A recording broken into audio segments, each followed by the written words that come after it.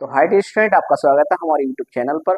और dear student, आज लेकर आए कक्षा 12 मैथमेटिक्स की क्लासें शुरू से स्टार्ट कर रहे हैं डियर स्टूडेंट। तो सबसे पहला जो चैप्टर है रिलेशन एंड फंक्शन का, जो परीक्षा की दृष्टि से बहुत ही ज़्यादा इंपॉर्टेंट होता है, तो डियर स्टूडेंट आज हम उसी को स्टार्ट करेंगे।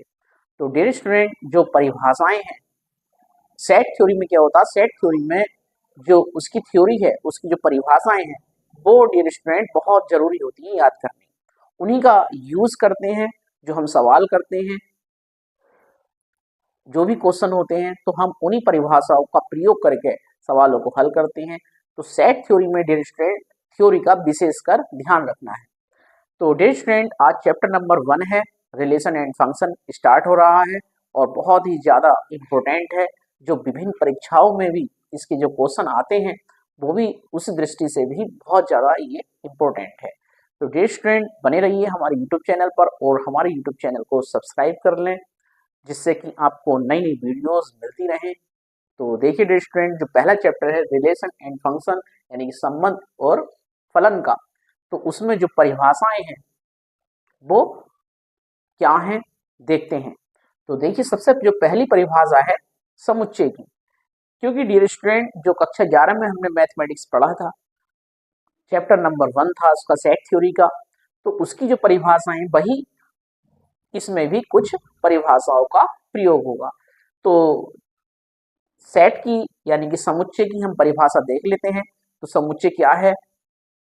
समुच्चय का मतलब होता है डियर स्टूडेंट समूह, और समूह भी एक ऐसा कि जिसमें रखी वस्तुएं एक विशेष गुण रखती हों, यानी कि उन सभी वस्तुओं के अंदर एक विशेष गुण हो जिसकी व्याख्या हम यानी कि सभी लोग एक जैसी दें। तो उन वस्तुओं के समूह को हम क्या कहते हैं? समुच्चय कहते हैं। तो जो किताबी परिभाषा है डियर स्टूडेंट, वो क्या है समुच्चय की? कि समुच्चय किसे कहते हैं? समुच्चय तो पूरी सेट थ्योरी समुच्चय पर डिपेंड करती है डियर स्टूडेंट। तो सबसे पहले हमने समुच्चय की परिभाषा ही देख लेते हैं कि समुच्चय को अंग्रेजी में हम क्या कहते हैं? सेट कहते हैं। तो डियर स्टूडेंट, किताबी परिभाषा को हम लिख लेते हैं और उसी के मतलब हम समझा देंगे आपको। तो डियर स्टूडेंट, सबसे पहले हम समुच्चय की परिभाषा को देख लेते हैं। तो समुच्चय की जो परिभाषा है डियर स्टूडेंट, वो क्या है कि समुच्चय सुपरिभाषित वस्तुओं का ऐसा समूह है जिसमें जो वस्तुएं हैं वो एक विशेष गुण रखती हैं और उस गुण की सभी जन यानी कि सभी लोग सभी जगह एक जैसी व्याख्या दें। तो उस कलेक्शन को, उस समूह को क्या कहते हैं? समुच्चय कहते हैं। तो जो परिभाषा है वो डियर स्टूडेंट क्या है, देख लेते हैं कि सुपरिभाषित परिभाषित वस्तुओं के समूह को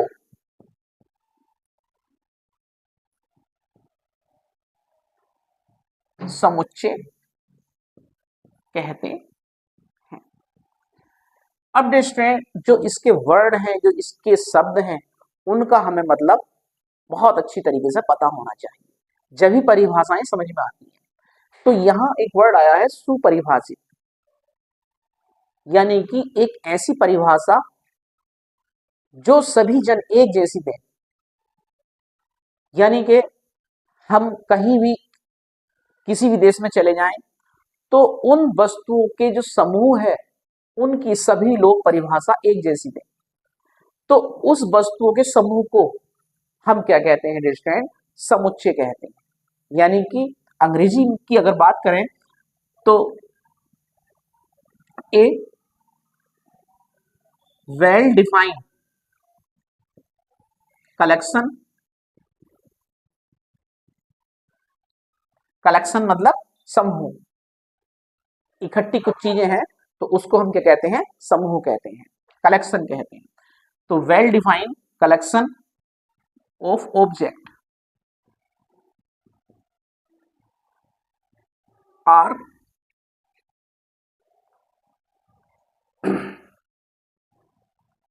कॉल्ड सेट। तो परिभाषा हो गई, सुपरिभाषित वस्तुओं के समूह को हम क्या कहते हैं, समुच्चय कहते हैं। यानी कि अगर कुछ वस्तुएं रखी हैं और उन वस्तुओं में एक गुण ऐसा है जिसकी व्याख्या सभी मनुष्य सभी जगह एक जैसी दें, तो उस वस्तुओं के समूह को क्या कहते हैं, समुच्चय कहते हैं। समुच्चय को कैसे दर्शाते हैं, किस तरीके से लिखते हैं, तो वो भी देख लेते हैं डियर स्टूडेंट। तो इसका जो हम नोटेशन करते हैं डियर स्टूडेंट, रिप्रेजेंट करते हैं, वो कैसे करते हैं, तो लिख लेते हैं डियर स्टूडेंट। समुच्चय को अंग्रेजी वर्णमाला के बड़े अक्षरों से दर्शाते हैं। यानी कि अंग्रेजी वर्णमाला के जो अक्षर होते हैं ABCD XYZ तक के, उसके कैपिटल लेटर्स से हम समुच्चय को डिनोट करते हैं, रिप्रेजेंट करते हैं। और जो समुच्चय के अवयव होते हैं, जो वस्तुएं होती हैं, उन वस्तुओं को, उन अवयवों को मंझले कोष्ठक में लिखते हैं। तो लिख लेते हैं स्टूडेंट, तथा इसके अवयवों को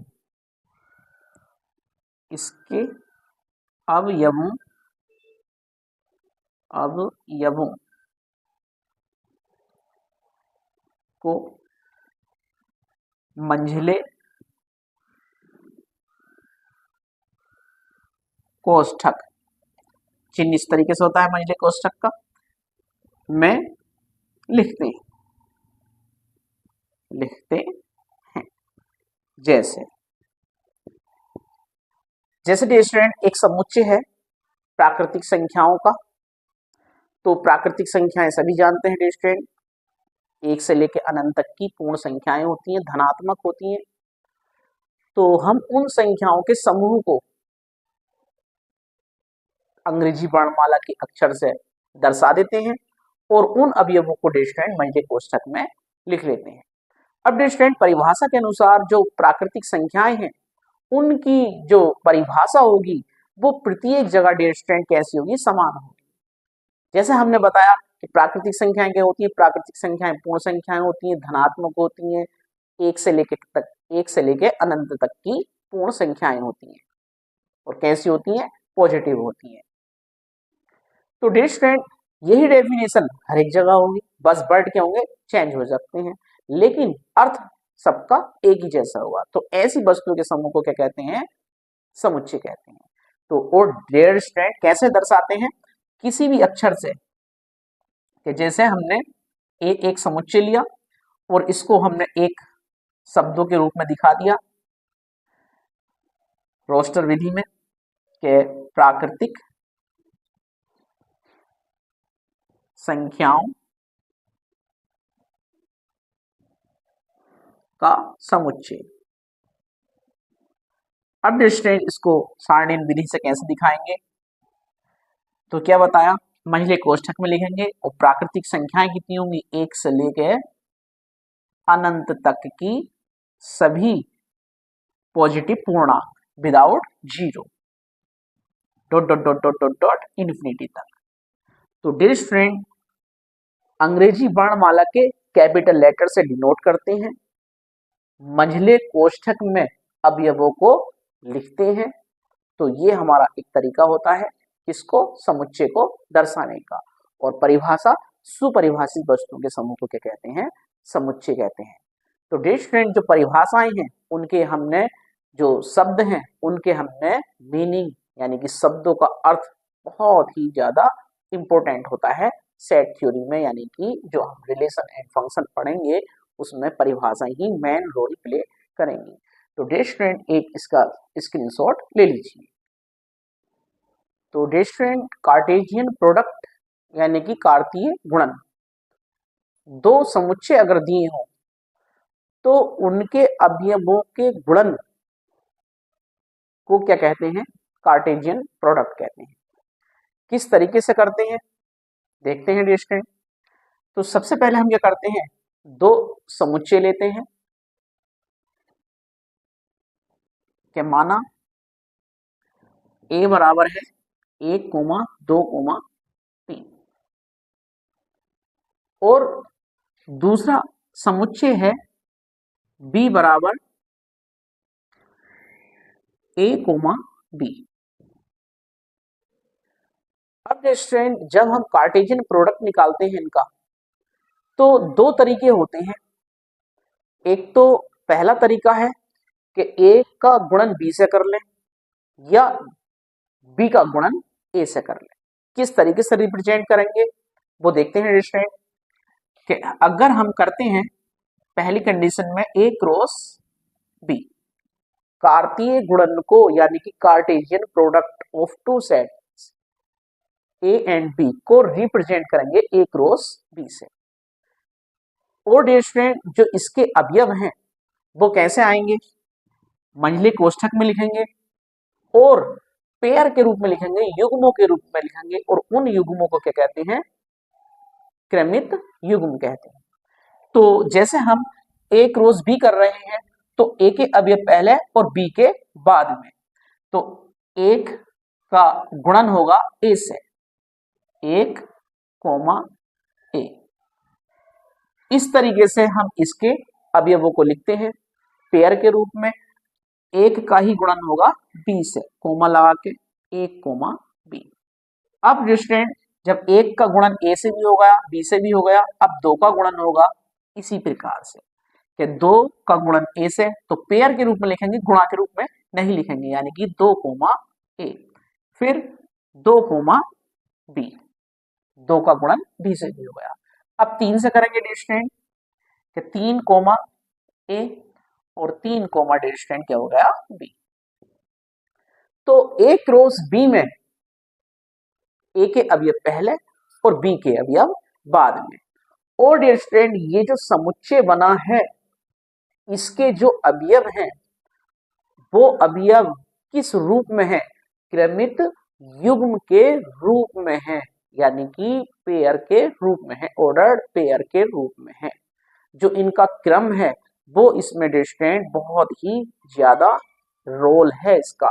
क्या कि अगर ए क्रॉस बी है तो ए के अवयव पहले आएंगे और बी के बाद में। अब स्टूडेंट दूसरी जो कंडीशन होगी इसकी कार्टेशियन प्रोडक्ट की यानी कार्तीय गुणन की, बी क्रॉस ए होगी।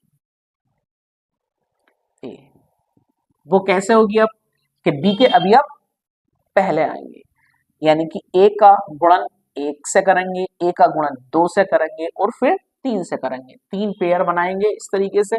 तो एक का गुणन हो गया 1 से, 1,a,1, फिर ए का 2 से, 1,2, फिर ए का 3 से, तीनों से हो गया। अब बी से करेंगे डिस्टेंट, b,1, b,2 और b,3। तो डियर स्टूडेंट जब हमने देखा कि ए क्रॉस बी निकाला यानी कि ए का गुणन बी से देखा, तो जो अवयव आए हैं वो ये हैं, और बी क्रॉस ए देखा तो उसके अवयव ये आए हैं। अब हमने यहां से देख रहे हैं कि क्या ए क्रॉस बी और बी क्रॉस ए बराबर हैं, नहीं है, क्योंकि इनके अवयव अलग अलग हैं। अब डियर स्टूडेंट जो हम अपनी जो मेन परिभाषा है संबंध, वो संबंध की परिभाषा इन्हीं से बन के आएगी। अगर हम देख रहे हैं डियर स्टूडेंट कि संबंध की जो परिभाषा होगी, तो संबंध की जो परिभाषा होगी, संबंध किसे कहेंगे, संबंध मतलब रिलेशन।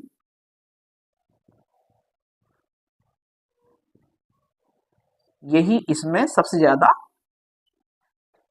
इंपॉर्टेंट डेफिनेशन है संबंध की। तो जैसे संबंध होते हैं हमारे डेली लाइफ के पिता पुत्र का संबंध है, भाई बहन का संबंध है, चाचा भतीजे का संबंध है, तो ऐसे ही मैथमेटिक्स में भी संबंध होते हैं, संख्याओं में, संक्रियाओं में, तर्कों में। तो इन्हीं संबंध की जो डेफिनेशन है, जो रिलेशन है, वो क्या होती है, तो जो ये हमारे पास कार्टेशियन प्रोडक्ट के रूप में जो समुच्चय आया है, तो रिलेशन जो होती है इन्हीं समुच्चयों का एक सबसेट होती है, उप समुच्चय होती है। यानी कि रिलेशन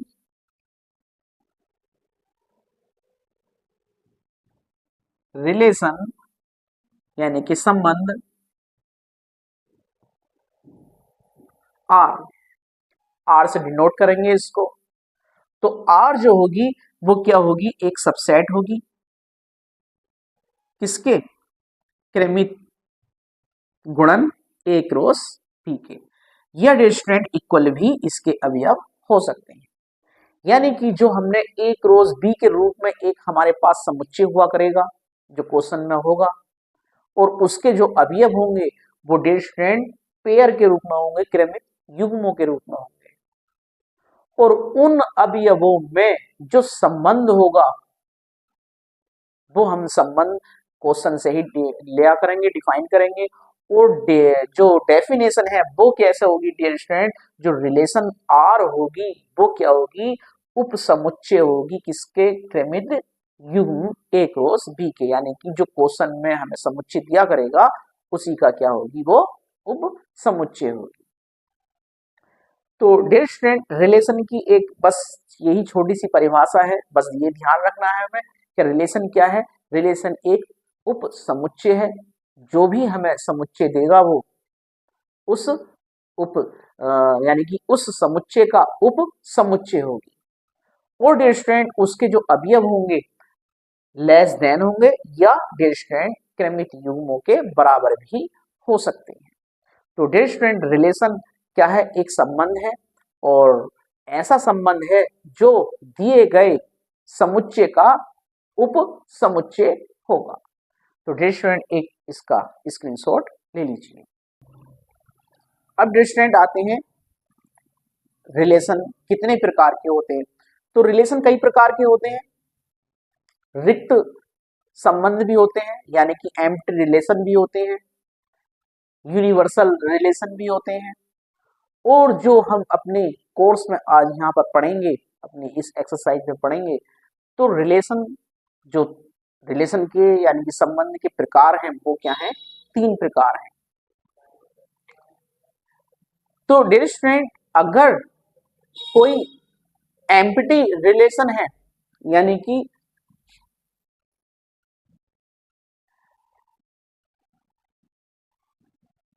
संबंध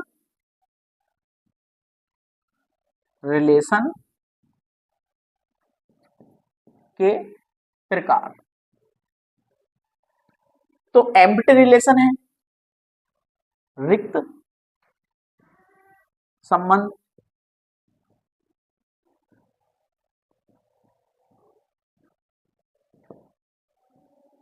एम्प्टी रिलेशन, रिलेशन को आर से डिनोट करते हैं। तो आर क्या होगी, बराबर होगी किसके, फाई के। तो वो क्या है, एक एम्प्टी है। फाई क्या कर दर्शाता है, रिक्त समुच्चय को दर्शाता है।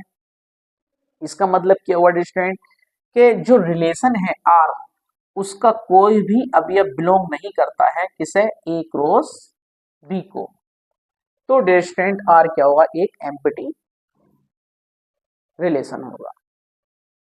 और डिस्टेंट अगर सार्वत्रिक है, सार्वत्रिक का मतलब यूनिवर्सल,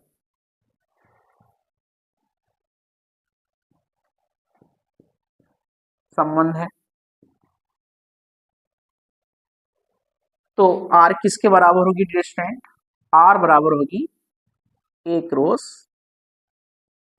बी के।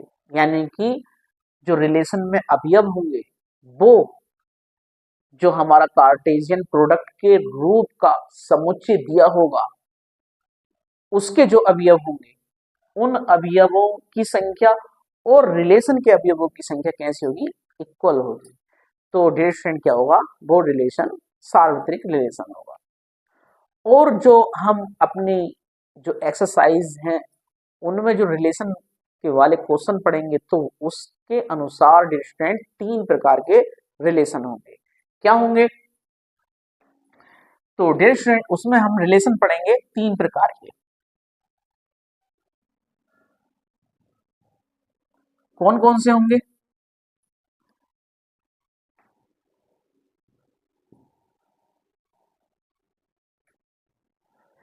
एक तो होगा डियर स्टूडेंट हमारे पास स्वतुल्य, स्वतुल्य संबंध, जिसे हम रेफ्लेक्सिव भी कहेंगे।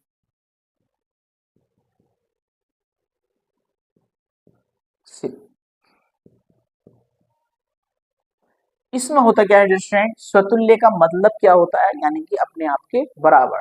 जो क्रमित युग्म है उसके जो दो अवयव होते हैं वो दोनों क्या होंगे डियर स्टूडेंट? दोनों आपस में क्या होंगे? बराबर होंगे। तो उस कंडीशन में जो संबंध होगा वो कैसा होगा? स्वतुल्य होगा। यानी कि जो हमारे पास क्रमित युग्म के अवयव होते हैं जैसे x, y के रूप में है और दोनों अगर इक्वल हैं यानी कि x का मान भी 1, y का मान भी 1 या 2,2 या a, तो जब ऐसी कंडीशन आती है तो डियर स्टूडेंट दिया गया संबंध कैसा होता है? स्वतुल्य होता है, रेफ्लेक्सिव होता है। तो यहां पर इसका नोटेशन कैसे दिखाते हैं हम? यानी कि a, बिलोंग आर, तो रिलेशन कैसा होगा? रेफ्लेक्सिव होगा। और डियर स्टूडेंट दूसरी कंडीशन क्या है इसकी? सिमेट्रिक, यानी कि सममित, सममित संबंध, इसे कहते हैं हम सिमेट्रिक रिलेशन। ठीक, सिमेट्रिक में क्या होता है स्टूडेंट? अगर हमारे पास दो अवयव हैं, क्रमिक युग्म का एक पेयर है और वो रिलेशन को बिलोंग करता है, यानी कि a, b अगर रिलेशन को बिलोंग करता है तो इसका अगर हम उल्टा कर दें देन b, a, तो ये भी रिलेशन को बिलोंग करना चाहिए, यानी कि ये भी संबंध का जो सेट होगा, समुच्चय होगा, उसमें उपस्थित होना चाहिए। तो दिया गया रिलेशन क्या होगा? सममित होगा, बिलोंग आल्सो आर। तो इस कंडीशन में सममित संबंध होगा। तीसरी कंडीशन होती है स्टूडेंट ट्रांजिटिव, यानी कि संक्रमक संबंध, संक्रमक संबंध, इसको हम इंग्लिश में ट्रांजिटिव कहते हैं। थोड़ी इंग्लिश का हमारी वीक है। ट्रांजिटिव रिलेशन, इसमें क्या होता है स्टूडेंट? इसमें 3 पेयर होते हैं, 2 पेयर तो हम उठाते हैं रिलेशन से और तीसरा पेयर हम बनाते हैं उन 2 पेयर जो हमने रिलेशन से उठाए। तो अगर तीसरा पेयर भी जो हम बनाते हैं वो भी रिलेशन को बिलोंग करता है तो डिस्टेंट रिलेशन जो होगी वो कैसी होगी? संक्रमक होगी। तो if a, b belong R और distant b, c also belong R, then इसका पहला और इसका दूसरा a, c belong R, then उस कंडीशन में क्या होगा distant? Relation R also transitive. तो ट्रांजिटिव होने की कंडीशन क्या है कि a, b भी हमने रिलेशन से उठाया, रिलेशन में है, b, c भी हमने रिलेशन से उठाया, यानी कि ये भी रिलेशन में बैठा हुआ है। अब हमने इसका पहला अवयव और इस वाले पेयर का दूसरा अवयव उठा लिया और उनसे जो पेयर बना a, c, अगर ये भी रिलेशन में बैठा हुआ है तो हमारा जो रिलेशन है, जो प्रश्न में रिलेशन दिया है, संबंध दिया है, तो वो कैसा होगा? संक्रमक संबंध होगा। और डियर स्टूडेंट अगर हमारी तीनों कंडीशन सेटिस्फाई हो जाती हैं संबंध की, कि स्वतुल्य भी है, सम्मित भी है और संक्रामक भी है, तो वो संबंध यानी जो प्रश्न में जो संबंध दिया है वो क्या होगा, तुल्यता संबंध होगा। इक्विवेलेंस रिलेशन की कंडीशन सेटिस्फाई करेगा। तो डियर स्टूडेंट, ये जो सेट थ्योरी है संबंध एवं रिलेशन वाला, यानी कि जो संबंध एवं फलन वाला चैप्टर है, तो ये पूरा चैप्टर या डियर स्टूडेंट क्या किस पर डिपेंड करता है, परिभाषाओं पर डिपेंड करता है। और परीक्षाओं की यानी कि जो एग्जाम होते हैं कंपटीशन वाले, पीजीटी हुआ, टीजीटी हुआ या किसी भी हाई लेवल के एग्जाम हुए, तो उनमें ये जो सेट थ्योरी है यानी कि जो रिलेशन एंड फंक्शन के क्वेश्चन है वो तो डायरेक्ट आते ही हैं। और अपने यूपी बोर्ड हुआ और या सीबीएसई बोर्ड हुआ, उनके एग्जाम में तो एक या दो क्वेश्चन इस वाले चैप्टर से बनते ही हैं। और यूपी बोर्ड में तो हर साल आते ही है डायरेक्ट, इस साल भी एक क्वेश्चन आए थे। तो डायरेक्ट एक इसका स्क्रीनशॉट ले लीजिए।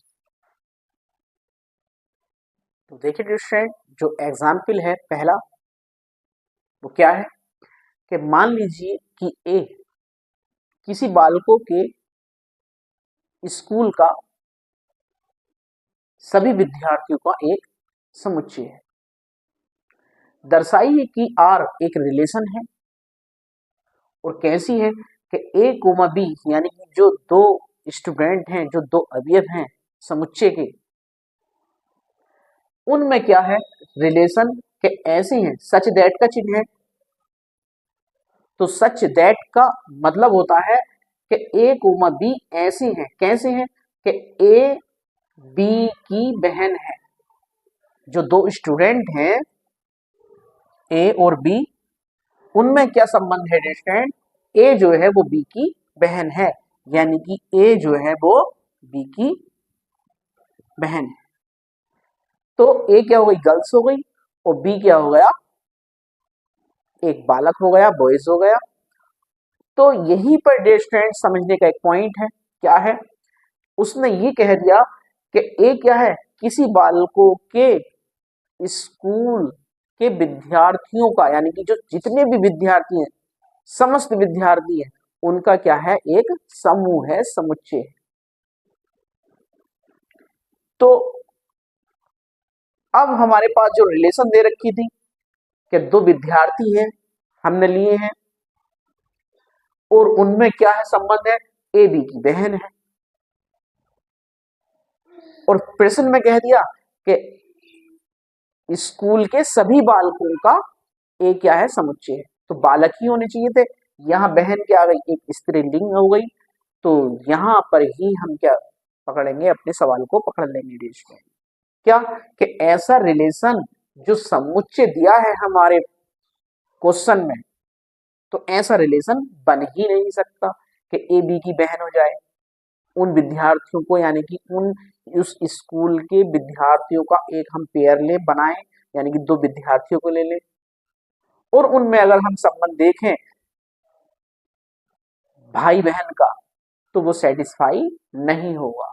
क्यों नहीं होगा, क्योंकि स्कूल जो था, जो विद्यालय था, वो क्या था, सिर्फ उसके अंदर बालक ही थे, यानी कि पुल्लिंग विद्यार्थी ही थे।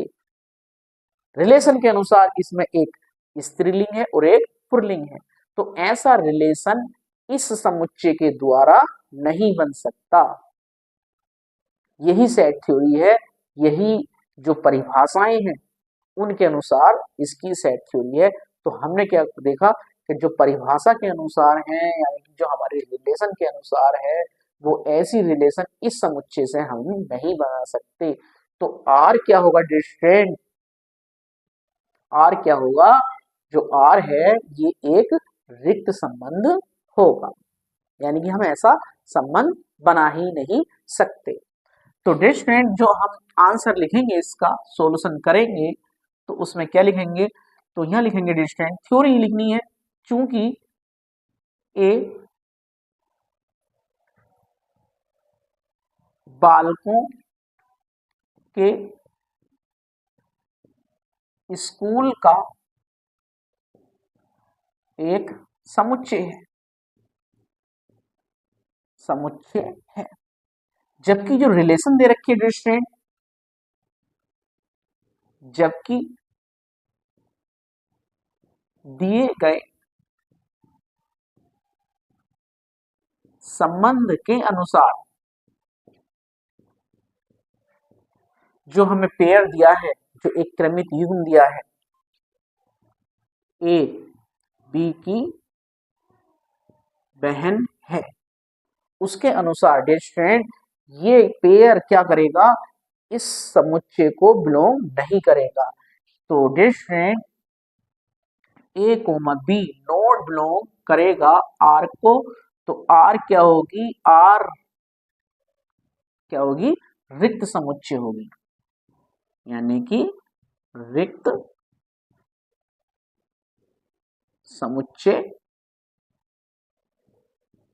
होगा। बस। दूसरा, तथा R dash a comma b, जो एक पेयर है ए कोमा बी, वो कैसा है, सच दैट का मतलब ऐसा है, कैसा है, ए तथा बी की ऊंचाइयों का अंतर 3 मीटर से कम है, 3 मीटर से कम है। तो डियर स्टूडेंट अगर दो स्टूडेंट हैं, तो अगर हम देखते हैं कि एक स्टूडेंट है 1 मीटर यानी कि 152 सेंटीमीटर का, और दूसरा स्टूडेंट है 155 सेंटीमीटर का। अब हम इनकी ऊंचाइयों में अंतर निकालें, डिफरेंस निकालें, तो वो डियर स्टूडेंट क्या होगा, 3 मीटर से कम ही होगा, लेस देन ही होगा 3 मीटर से, क्योंकि 3 मीटर तो एक बहुत बड़ी राशि हो गई। किसके अनुसार, जो हमारे पास जो बालक होंगे, जो बालकों का एक पेयर होगा, उन बालकों की ऊंचाइयों का जो अंतर होगा वो डियर स्टूडेंट क्या होगा, 3 मीटर से कम होगा। तो यहां पर एक कॉमन सेंस है कि यहां पर दिखाएंगे तथा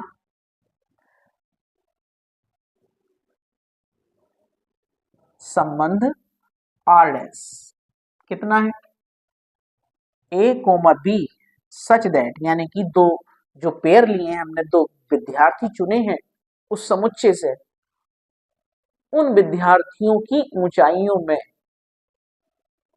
जो अंतर होगा डिस्टेंस, वो 3 मीटर से कम ही होगा। तो अगर हम विद्यार्थियों को चुनते हैं, किन्हीं भी विद्यार्थियों को ले लें, तो प्रत्येक विद्यार्थी की यानी कि जो पेयर होगा दो विद्यार्थियों का, तो प्रत्येक पेयर का यानी कि जो अवयव होंगे, उन अवयवों में डिफरेंस कितना होगा डिस्टेंस, 3 मीटर से कम ही होगा। तो यहां दिखाएंगे डिस्टेंस ए तथा बी की ऊंचाइयों का, तो डिस्टेंस ए तथा बी की ऊंचाइयों का अंतर कितना होगा, वो 3 मीटर से कम होगा। तो ये तो डिस्टेंस सही है, ये बात, ये जो कथन दिया है, इसका जो रिलेशन दी है, संबंध दिया है दो स्टूडेंट्स में, दो विद्यार्थियों में, तो ये प्रत्येक पेयर के लिए क्या होगा, सत्य होगा। तो डियर स्टूडेंट क्या लिख देंगे, इसलिए आर डैश एक सार्वत्रिक संबंध होगा। तो सेट थ्योरी में डियर स्टूडेंट हमने जो परिभाषाएं हैं, हमारी जो परिभाषाएं सेट थ्योरी की, समुच्चय की, उपसमुच्चय की, उचित उपसमुच्चय, तो ये डियर स्टूडेंट क्या करती हैं, सेट थ्योरी में सभी अपना अपना मेन रोल प्ले करती हैं। क्या होती हैं, प्राकृतिक संख्याएं, रियल संख्याएं, रियल नंबर्स क्या होते हैं, इंटीजर्स क्या होते हैं, पॉजिटिव नेगेटिव इंटीजर्स क्या होते हैं, रेशनल इरेशनल नंबर्स क्या होते हैं। तो डियर स्टूडेंट ये सारी परिभाषाएं